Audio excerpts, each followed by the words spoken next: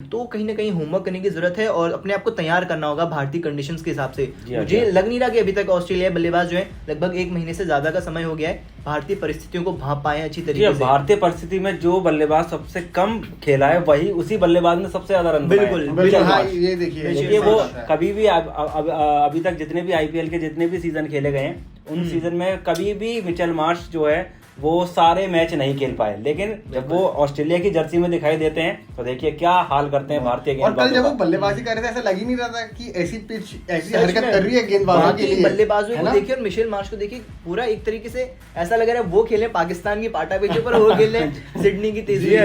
देखिए मुझे लगता है अभिनव ने ऑस्ट्रेलिया के लिए बताया कि उन्होंने लापरवाही की, उनकी कमजोरियां बताई, लेकिन मेरे ख्याल से एक चीज आप मिस करें, भारतीय गेंदबाजी। क्या बेहतरीन गेंदबाजी कल को टीम इंडिया ने करी है, चाहे मोहम्मद सिराज की बात हो चाहे मोहम्मद शमी की बात हो। जबरदस्त गेंदबाजी, देखिए गेंदबाजी बहुत बढ़िया थी। कैमरन ग्रीन का जो विकेट लिया था वो बहुत जबरदस्त विकेट था। बल्लेबाज पर बीट कर रहे हैं आप 184 से 6 से 188 पे 10 जाना, ये आप ऐसा नहीं कह सकते चाहे कितनी भी अच्छी गेंदबाजी हो तो आपको भी कहीं ना कहीं एक अप्रोच बदलना पड़ेगा। मैं आपकी इस बात से सहमत नहीं हूँ। भारतीय गेंदबाजों ने कल को सच में बहुत बेहतरीन प्रदर्शन दिखाया है और काफी लंबे समय के बाद मैंने देखा कि ओडीआई में मिडिल ओवर्स में भारतीय तेज गेंदबाजों ने इतना अच्छा दिया। नमस्कार, मैं अंकित शर्मा और क्रिकेट टुडे में आप सभी का स्वागत है। दोस्तों, भारत और ऑस्ट्रेलिया के बीच मुंबई में खेले गए पहले वनडे मैच में टीम इंडिया ने कंगारू टीम को 5 विकेट से हरा दिया। हालांकि इस जीत में भी भारतीय टीम कड़ा संघर्ष करती हुई नजर आई। ऐसे में रविवार 19 मार्च को खेले जाने वाले दूसरे वनडे मैच को लेकर हम चर्चा करेंगे कि क्या रोहित शर्मा के खिलाड़ी बनेंगे शेर या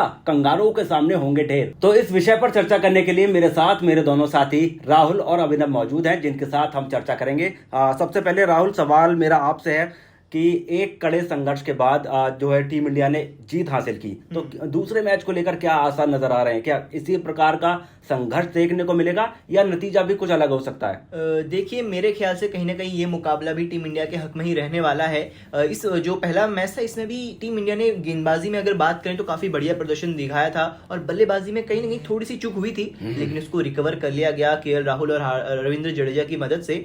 तो मेरे ख्याल से दूसरे मुकाबले में भी कुछ इसी तरीके का हमें प्रदर्शन देखने को मिलेगा और पिच का रोल भी वहाँ पर काफी अहम हो जाता है कि कैसी कंडीशन है, टॉस कौन जीतता है, क्योंकि हमने अक्सर देखा है जो जहाँ पर आंध्र प्रदेश में मैच हो रहा है तो वहाँ पर पहले गेंदबाजी करने वाली टीम को फायदा मिला है, तो टॉस का भी रोल काफी ज्यादा अहम हो जाता है। और मेरे ख्याल से जहां तक है होम कंडीशंस का फायदा टीम इंडिया को भरपूर मिल रहा है अभी तक और आगे भी मिलता रहेगा। अभिनव, आप क्या सोचते हैं इस बारे में कि जिस तरीके से राहुल ने बताया कि कहीं ना कहीं टीम इंडिया के लिए पूरी फेवर करेगी पिच, आपको क्या लगता है? देखिए अंकित, ये मैंने टेस्ट सीरीज में भी कहा था कि ऐसा नहीं होगा कि चारों मैच इंडिया जीतेगी और बिल्कुल वैसा ही हुआ था कि इंडिया को आखिर के 2 मैच में संघर्ष करना पड़ा था। कल का भी मैच कोई वन साइडेड मैच नहीं था, तो मेरे को लगता है कि ऑस्ट्रेलिया इस सीरीज में भी कहीं ना कहीं कमबैक कर लेगी और कल भी वो अच्छा खेले थे, पर मेरे ख्याल से एंड में जो उनका अप्रोच था जहां उनको थोड़ा विकेट गिरी थी, जो उनको बल्कि भारत से सीख लेनी चाहिए कि कैसे भारतीय विकेट भी गिरी थी शुरुआत में और उसके बाद वो संभले थे, थोड़ा आराम से रुक के खेले थे, एक तरफ से शॉट आ भी रहे थे। तो कहीं ना कहीं मैं कहूँगा कि एक लापरवाही थी ऑस्ट्रेलिया टीम की। उनके पास पूरी कैपेबिलिटी है, वो लोग के पास खिलाड़ी है, मिशेल स्टार्क कितनी अच्छी गेंदबाजी कर रहे हैं और मेरे को लग रहा है रोहित शर्मा वापस आएंगे, कहीं ना कहीं ईशान किशन बाहर होंगे तो रोहित शर्मा को भी स्ट्रगल रहता है लेफ्ट आर्म सीमर से, ये ऑस्ट्रेलिया टीम को भी पता है। तो उनके पास हर एक चीज है जिससे वो कमबैक कर सकते हैं। ऐसा नहीं है कि उनके पास किसी चीज की कमी है। हमें पिछले टॉस में बॉलर की कमी हमें लगी थी, पर मेरे ख्याल से शॉन एबर्ट हैं उनके पास, तो और कल के मैच में मेरे को ऐसा नहीं लगा था कि बहुत ही ज्यादा कमी खल रही थी। हर किसी गेंदबाज ने, तेज गेंदबाज ने खासकर अच्छी गेंदबाजी की थी। तो इस सीरीज में उनके पास हर एक चीज है जिससे वो वापसी कर सकते हैं और मेरे ख्याल से वो करेंगे। देखिए मुझे लगता है अभिनव ने ऑस्ट्रेलिया के लिए बताया कि उन्होंने लापरवाही की, उनकी कमजोरियां बताई, लेकिन मेरे ख्याल से एक चीज आप मिस करें, भारतीय गेंदबाजी। क्या बेहतरीन गेंदबाजी कल को टीम इंडिया ने करी है, चाहे मोहम्मद सिराज की बात हो चाहे मोहम्मद शमी की बात हो। जबरदस्त गेंदबाजी, देखिए गेंदबाजी बहुत बढ़िया थी। कैमरन ग्रीन का जो विकेट लिया था वो बहुत जबरदस्त विकेट था। बल्लेबाज पर बीट कर रहे हैं आप 184 से 6 से 188 पे 10 जाना, ये आप ऐसा नहीं कह सकते चाहे कितनी भी अच्छी गेंदबाजी हो तो आपको भी कहीं ना कहीं एक अप्रोच बदलना पड़ेगा। इस बात से सहमत नहीं हूँ। भारतीय गेंदबाजों ने कल को सच में बहुत बेहतरीन प्रदर्शन दिखाया है और काफी लंबे समय के बाद मैंने देखा कि ओडीआई में मिडिल ओवर्स में भारतीय तेज गेंदबाजों ने इतना अच्छा टीम इंडिया पर जो सवाल खड़े हो रहे हैं वो सवाल खड़े हो रहे हैं उनकी बल्लेबाजी को लेकर, क्योंकि जो शुरुआती बल्लेबाज हैं वो कुछ खास योगदान नहीं दे पाए। केएल राहुल और रविंद्र जडेजा की शानदार पारी की बदौलत हमने ये मुकाबला जीता, लेकिन जो एक और गेंदबाजी में अगर नजर आप डालें तो जो एक कमी मुझे नजर आई वो है शार्दुल ठाकुर। उनका कोई यूज मुझे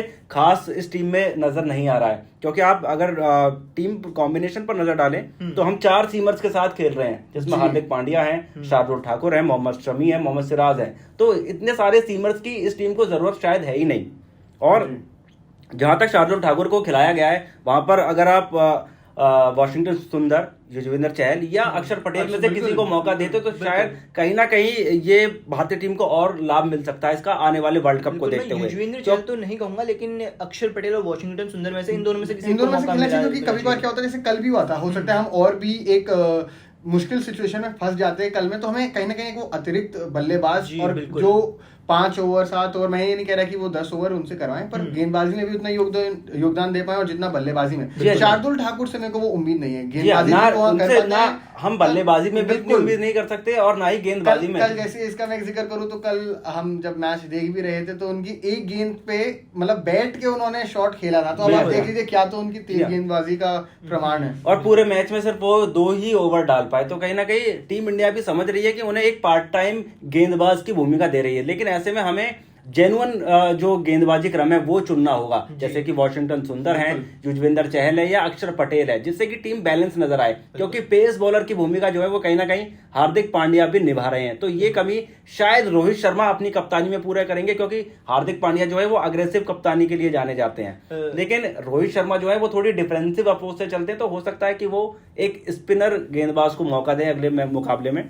लेकिन यहाँ की पिच की बात करते हैं, जहां आपने शुरुआत में आंकड़े बताए कि यहाँ पर बल्लेबाजों को काफी ज्यादा मदद मिलती है, तो यहाँ पर अभी तक 14 मुकाबले हुए हैं, जिनमें से पहले बल्लेबाजी करते हुए जिस टीम ने मुकाबले जीते हैं वो जी पहले गेंदबाजी करने वाली टीम को यहाँ पर समर्थन मिला, हमने अक्सर देखा है। और दूसरे क्रम में जब बल्लेबाजी आते तो उनको काफी मदद पिच जी हाँ, जो जिस टीम ने पहले गेंदबाजी चुनी है उसने 9 मुकाबले जीते हैं, और जिस टीम ने पहले बल्लेबाजी की है उसने 3 मुकाबले जीते हैं। तो एवरेज स्कोर यहाँ पर 241 का रहा है। हालांकि बैटिंग पिच मानी जाती है, लेकिन फिर भी एवरेज स्कोर कोई ज्यादा नहीं है यहाँ पर। और अगर सबसे सर्वोच्च स्कोर पर नजर डाले तो वो यहाँ पर टीम इंडिया ने ही बनाया था, 387 रन, वो भी वेस्ट इंडीज के खिलाफ। वो भी पहले बल्लेबाजी करते समय बनाया गया था मेरे ख्याल से। जी हाँ। तो ये संकेत देता है कि दोनों के लिए बैलेंस रह सकती है। जी हाँ। उस दिन पे निर्भर करता है यहाँ पे, मैं कहते हैं ग्राउंड में कि उस दिन कैसा माहौल है, कैसे हालात हैं, किस मानसिकता से आ रहे हैं, तो वो हर चीज सिर्फ पिच मायने नहीं रखेगी मेरे ख्याल से कल के मैच में। जी हाँ, 50-50 रहता है दोनों का रोल। जी हाँ, हमने अभी जिक्र किया कप्तानी का, तो मैं अभिनव आपसे जानना चाहूंगा कि अब रोहित शर्मा की कप्तानी में ना सिर्फ इस सीरीज के दृष्टिकोण से बल्कि वर्ल्ड कप के दृष्टिकोण से भी और क्या बदलाव किए जा सकते हैं, क्योंकि दूसरे मुकाबले में रोहित शर्मा खेलेंगे तो उनके बदलावों को लेकर आप क्या सोचते हैं कि क्या बदलाव वो कर सकते हैं? जी देखिए, सबसे पहले तो वो आके ओपनिंग स्लॉट तो खुद के लिए लेंगे, तो वहां से जाहिर सी बात है कि ईशान किशन को हटना पड़ेगा। तो देखिए बाकी सबका कहना है कि जैसे ईशान किशन टीम से बाहर हो जाएंगे प्लेइंग 11 से, पर मेरे को ऐसा लग रहा है कि सूर्य कुमार यादव भी हाल फिलहाल में नहीं चल पा रहे हैं ओडीआई में। और अगर हम कहीं ना कहीं अगर हम केएल राहुल को क्रिटिसाइज करते हैं कि उनका किसी भी दूसरे फॉर्मेट से फॉर्म लेकर हम उसको तीसरे फॉर्मेट में नहीं खिला सकते, तो हम सूर्य कुमार यादव को भी देखना पड़ेगा कि हम सिर्फ उनको T20 फॉर्म के वजह से उनको ओडीआई में बार बार मौका नहीं दे सकते।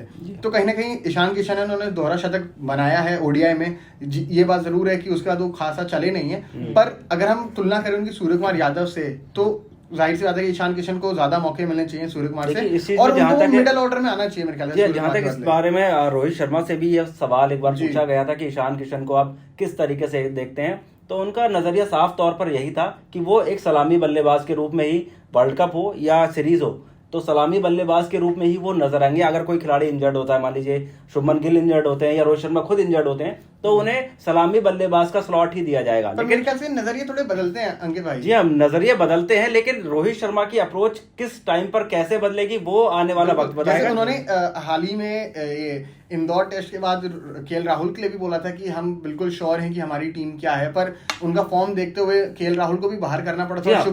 परिस्थिति के अनुसार जो है बदलाव किए जाते हैं, लेकिन मेरे ख्याल से अगर सूर्य कुमार यादव बड़ा रन या बड़ी इनिंग खेलते हैं तो बिल्कुल वो रहेंगे, पर अगर सूर्य कुमार यादव पर अगर आप नजर डालें तो उन्हें लगातार मौके वनडे सीरीज में नहीं दिए गए, क्योंकि श्रेयस अय्यर टीम में मौजूद हैं, तो नंबर 4 पर ज्यादातर अय्यर को ही बल्लेबाजी करने का मौका मिलता है। जब अय्यर इंजर्ड हो जाते हैं तब सूर्य कुमार यादव को ये लाते हैं, तो कहीं ना कहीं ये भी एक पहलू हो सकता है कि वो कंसिस्टेंट सूर्य कुमार यादव इस वजह से नहीं है क्योंकि उन्हें लगातार मौके नहीं दिए जा रहे हैं ओडीआई क्रिकेट में। वो है, तो एक तरीके से अगर हम इस चीज को एक उसमें रखे हैं तो यही होगा कि रोहित शर्मा तो वापस टीम में आ ही गए हैं, वो शुभमन गिल के साथ ही ओपनिंग करेंगे। और वर्ल्ड कप जैसे आपने पूछा था कि वर्ल्ड कप जाते जाते, तो मेरे ख्याल में तो जो एक पोजीशन रहेगी वो नंबर 5 वाली वो पोजीशन रहेगी, नंबर 4 वाली, जहाँ पे श्रेयस अय्यर, सूर्य कुमार यादव और ईशान किशन, इन तीनों में से कोई एक खिलाड़ी हमें दिखेगा जो प्लेइंग 11 में रहेगा, क्योंकि केएल राहुल भी मेरे ख्याल से अपनी जगह बनाई चुके हैं और उनको रहना भी चाहिए। तो ये मेरे ख्याल से एक ये चीज जी हाँ, जहां तक हमने टीम इंडिया की बात कर ली, उनकी रणनीति के बारे में हमें भली भांति पता है, लेकिन अब ऑस्ट्रेलिया की रणनीति क्या होगी राहुल, मैं इस पर इस पे आपका वक्तव्य जो है वो कहीं ना कहीं जानना चाहूंगा कि किस रणनीति के साथ ऑस्ट्रेलिया इस मैच को जीतने के इरादे से उतरना चाहेगा। देखिए, मेरे को ऑस्ट्रेलिया टीम में ऐसी कोई कमी तो नजर नहीं आई। अभिनव ने बताया था कि उन्होंने पूरे दमखम के साथ अपनी बेस्ट स्क्वाड जो इस वक्त उनके पास उपलब्ध है वो मैदान पर उतारी थी, लेकिन मेरे ख्याल से कहीं ना कहीं इनका दिन नहीं रहा। और दूसरी बात मैं अपनी वही दोहराऊंगा, भारतीय खिलाड़ियों ने बहुत अच्छा प्रदर्शन किया, खास तौर पर भारतीय गेंदबाजों ने। तो इस पे थोड़ी सी मेहनत करने की जरूरत है और थोड़ा सा होमवर्क करके आने की जरूरत है, किस प्रकार से पिच रिएक्ट करती है वहां की, किस प्रकार से भारतीय गेंदबाजों की रणनीति हो सकती है। काफी ज्यादा माइंड गेम भी देखने को मिला इस पूरी, हमने बॉर्डर गावस्कर ट्रॉफी की बात करें या ओडीआई सीरीज की बात करें, तो कहीं ना कहीं होमवर्क करने की जरूरत है और अपने आप को तैयार करना होगा भारतीय कंडीशंस के हिसाब से। मुझे लग नहीं रहा कि अभी तक ऑस्ट्रेलिया बल्लेबाज जो है लगभग 1 महीने से ज्यादा का समय हो गया है, भारतीय परिस्थितियों को भांप पाए अच्छी तरीके से। भारतीय परिस्थिति में जो बल्लेबाज सबसे कम खेला है वही उसी बल्लेबाज ने सबसे ज्यादा रन बिल्कुल हाँ, ये देखिए वो कभी भी अभी तक जितने भी आईपीएल के जितने भी सीजन खेले गए हैं उन सीजन में कभी भी मिचेल मार्श जो है वो सारे मैच नहीं खेल पाए, लेकिन जब वो ऑस्ट्रेलिया की जर्सी में दिखाई देते हैं तो देखिए क्या करते हैं भारतीय गेंदबाज। और कल जब वो बल्लेबाजी कर रहे थे ऐसा लग ही नहीं रहा था कि ऐसी पिच ऐसी हरकत कर रही है गेंदबाजों के लिए। बल्लेबाजों को देखिए और मिशेल मार्श को देखिए, पूरा एक तरीके से ऐसा लग रहा है वो खेले पाकिस्तान की पाटा पिचों पर, वो खेले सिडनी की तेजी। तो जहां तक जो कॉन्फिडेंस मिचेल मार्श में नजर आया वही कॉन्फिडेंस जो है ऑस्ट्रेलिया के बाकी बल्लेबाजों में होना चाहिए, तभी ये सीरीज ऑस्ट्रेलिया जीत पाएगी या फिर टीम इंडिया को टक्कर दे पाएगी, वरना वही हाल होगा जो टेस्ट सीरीज में हम पिछले कई सालों से देखते हुए आ रहे हैं यकीनन। तो वही अब लेकिन हमने बात कर ली ऑस्ट्रेलिया की रणनीति की भी, हालांकि मैंने आपसे बात इस विषय में नहीं की है मैं आपसे भी इस पर राय जानना चाहूंगा कि किस रणनीति के साथ, क्या गेंदबाजी क्रम में या बल्लेबाजी क्रम में, जिस तरीके से ज्यादा इनका बैटिंग ऑर्डर काफी ज्यादा लंबा है तो उसमें कुछ बदलाव किए जा सकते हैं। मेरे को लगता है कि उनको अप्रोच बदलना पड़ेगा। टीम उनकी बढ़िया है, राहुल ने भी बोला कि उनके पास हर एक चीज है, उनके पास कैमरन ग्रीन है, उनके पास मैक्सवेल है, मिशेल मार्श कितना अच्छा खेल के गए, और हमने जैसे पिछले टॉक शो में बात की थी कि इतने सारे उनके पास ऑलराउंडर है, तो उस ऑलराउंडर हैं आपके पास, तो जरूरी नहीं कि हर कोई पहले गेंद से मारना चालू कर दे। आपके पास 50 ओवर है, आपको उसको T20 की तरह नहीं खेलना कि हर ओवर में 2 बाउंड्री या 3 बाउंड्री चाहिए। तो कहीं ना कहीं कल वो चीज हुई, एक तरफ से मिशेल मार्श मार रहे थे, अच्छी बात है, वो चल भी रहे थे, बाकियों को थोड़ा सा रुकना चाहिए था, थोड़ा सा देखना चाहिए था, थोड़ी पार्टनरशिप हो जाती, 30-40 रन की फिर खेले जाते। तो यही कहीं ना कहीं उनको दूसरे मैच में देखना पड़ेगा कि थोड़ी पार्टनरशिप बनाएं, फिर बड़े रनों के लिए जाएं, क्योंकि अगर आप ऐसे ही हर बार सिर्फ 150 रन मार दे मान लें पहली 20 ओवर में और फिर अगर आप सिमट जाएं तो उससे आपको कोई भलाई तो होगी नहीं, और वर्ल्ड कप कितना नजदीक है वो हम सब। तो मेरे दोनों साथियों ने बड़े विस्तार के साथ बताया कि आने वाले मैच में किस तरीके की रणनीति टीम इंडिया की रहने वाली है और किस तरीके की रणनीति ऑस्ट्रेलिया की भी रहने वाली है। तो ऐसे तमाम शो हम आपके लिए लाते रहेंगे। फिलहाल दूसरे वनडे पर हमने बात की है, अब तीसरे वनडे का शो भी हम आपके लिए जल्दी लाएंगे। फिलहाल के लिए धन्यवाद।